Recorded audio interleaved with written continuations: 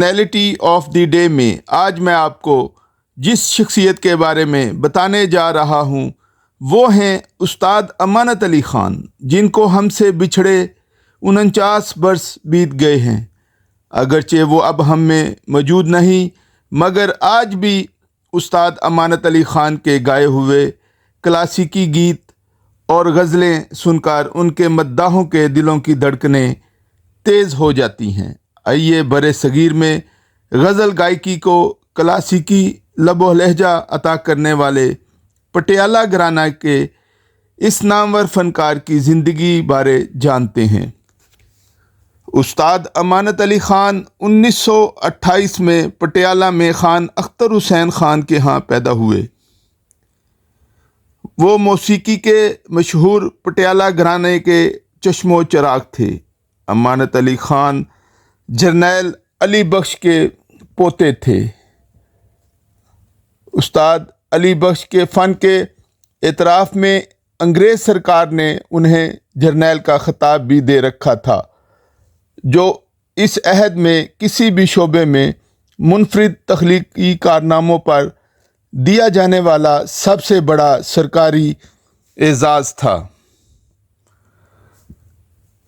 वो 3 भाइयों में सबसे बड़े थे। इनके छोटे भाइयों में उस्ताद फ़तेह अली ख़ान और उस्ताद हामिद अली ख़ान शामिल हैं। उन्होंने गायकी की तरबियत अपने वालिद से हासिल की। उनका बचपन राग और रागनियों में गुज़रा। उस्ताद अमानत अली ख़ान ने कम उम्री में ही मौसीकी की महफ़िलों में गाना शुरू किया।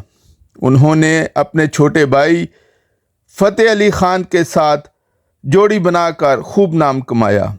दोनों भाई खुश लिबास, खुश गफ्तार और नहायत मिलनसार थे। क़याम पाकिस्तान के बाद 1948 में वो अपने ख़ानदान के हमरा पाकिस्तान आकर लाहौर में आबाद हो गए। यहाँ उन्होंने लाहौर रेडियो से अपने फ़नी सफ़र का आगाज़ किया। वो क्लासिकल, नीम क्लासिकल और गज़ल गाने में अहम मुकाम रखते थे। उनके गाए हुए मिली नगमों, गज़लों और क्लासिकल गीतों ने शोहरत की बुलंदियों और मकबूलियत की आला मंजिलों को छुआ।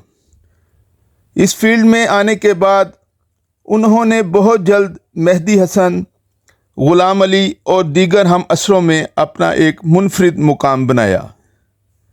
उनकी आवाज़ का जायज़ा लें तो वो अपने हम असरों से नहायत मुख्तलिफ हैं। हमारे यहाँ अमूमन क्लासिकल गुलकार ऊंचे सुरों में गाने से ग्रेज़ करते हैं, लेकिन अमानत अली ख़ान की आवाज़ की खूबी थी कि वो ऊंचे और नीचे सुरों में एक साथ तासर छोड़ती।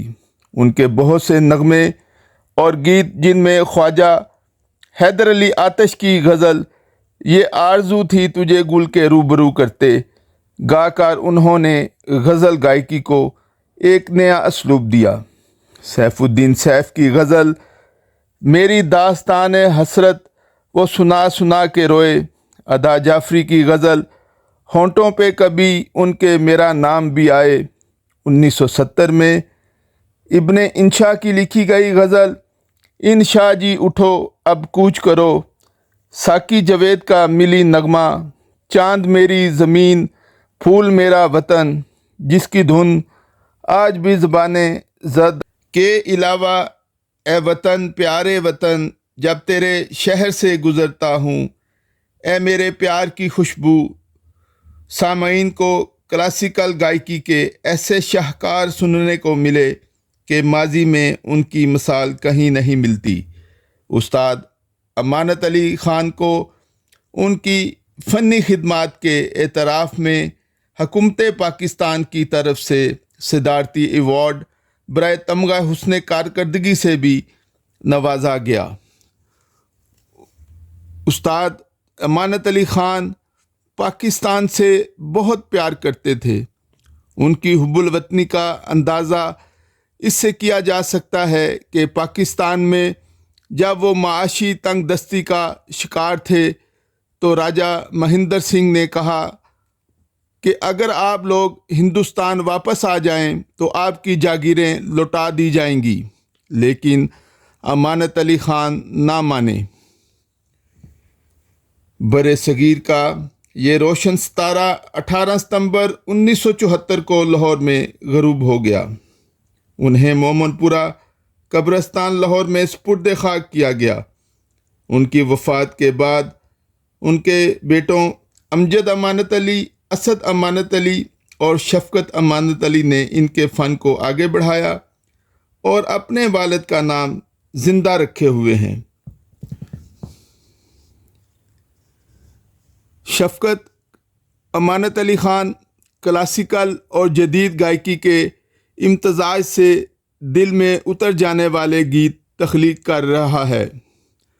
استاد حامد علی خان اپنے بھائی استاد امانت علی خان کے متعلق کہتے ہیں کہ ان کی گائیکی بہت منفرد تھی۔ وہ اپنے فن میں یکتا اور لاجواب تھے۔ وہ گائیکی کی دنیا کا بہت بڑا نام ہے۔ غزل گو اپنانے کی جہاں تک بات ہے تو میرے خیال ہے انہوں نے اس کو اپنانے میں تھوڑی تاخیر کی۔ ان کو اپنی گائیکی میں غزل کی ابتدا بہت پہلے کر لینا چاہیے تھی۔ اس تاخیر کی ایک وجہ موسیقی کے بڑے یہ بھی بتاتے ہیں کہ انہوں نے غزل شاید اس لیے دیر سے شروع کی کہ وہ سمجھتے تھے غزل گانے سے وہ کلاسیکی موسیقی کے جس درجے پر فائز تھے اس سے نیچے آ جائیں گے، لیکن پھر بھی انہوں نے دیر سے غزل گائیکی کا آغاز کیا اور اس میں مقبولیت کے جھنڈے گاڑے۔ مجھ سے وہ بہت پیار کرتے تھے کیونکہ میں سب سے چھوٹا بھائی تھا۔ ان سے جڑے ہوئے کئی ایک واقعات ہیں جو میری یادوں کا حصہ ہیں، مگر ایک واقعہ قابل ذکر ہے کہ میں کافی چھوٹا تھا تو مجھ سے ایک بزرگ گائک نے کچھ سننے کو کہا۔ میں نے سنایا تو میری تعریف کی اور کہا کہ میں اچھا گاتا ہوں۔ پھر اس بزرگ نے استاد امانت علی خان سے میرے گانے کی تعریف کی۔ ایک مرتبہ مجھے استاد امانت علی خان نے کہا کہ میں انہیں کچھ سناؤں۔ مجھے ان سے ڈر لگتا تھا۔ میں نے کہا میں تو ابھی سیکھ رہا ہوں۔ پھر بھی انہوں نے ٹھمری گائی اور میں نے ان کو وہی سر گا کے سنایا۔ انہوں نے جب وہ سر سنا تو مجھے گلے سے لگا لیا اور کہا کہ یہ مشکل تھا جو تم نے گا کے دکھایا۔ آخر میں میری آپ سے گزارش ہے کہ میرے چینل کو لائک اور سبسکرائب کرنا نہ بھولیے گا۔